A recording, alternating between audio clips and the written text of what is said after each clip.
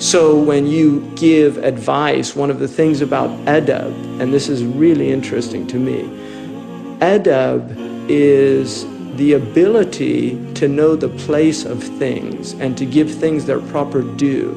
So it's really translated as comportment or a type of discipline in which you recognize where things belong. And part of recognizing where things belong is to recognize where you belong in relation to social hierarchies. I mean, one of the things that this culture almost never talks about, it talks about civil rights a lot, or human rights, but it rarely, in fact, I don't think it's ever mentioned the idea of social rights. Is your right to have equality in society, you see, because that's a quote-unquote ideal of democracy. People are equal, but in fact, they're not. In this culture, it's very clear that there are social hierarchies. And if you fall at the bottom of one, woe unto you if you try to crash the party of a higher rank in society. So social rights are never talked about.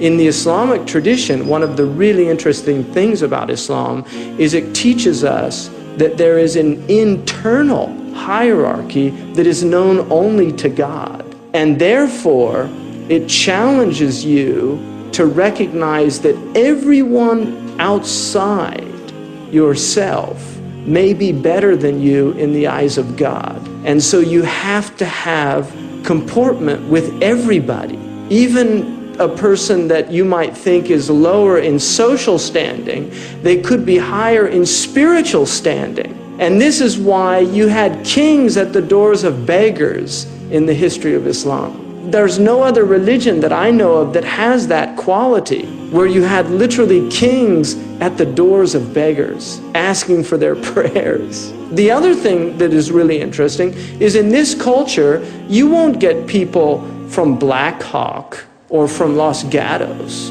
going to church in East Oakland. It's just not the way the society works. And yet in the Muslim world, the richest man could pray next to the most impoverished man in the same prayer line. And it's always been like that. And that is something really unusual about Islam, is it creates a true brotherhood.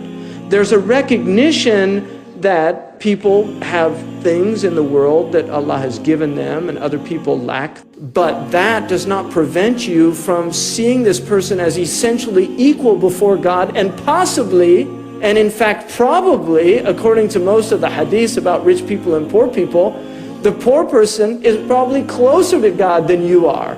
And that instills in you a desire to actually be kind to them, because you're actually worried that you might upset your Lord by having any contempt or even just simply treating them less than they deserve.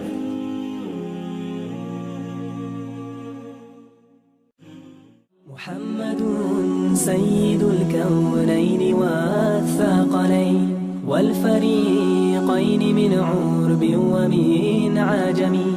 محمد سيد الكونين والثقلين والفريقين من عرب ومن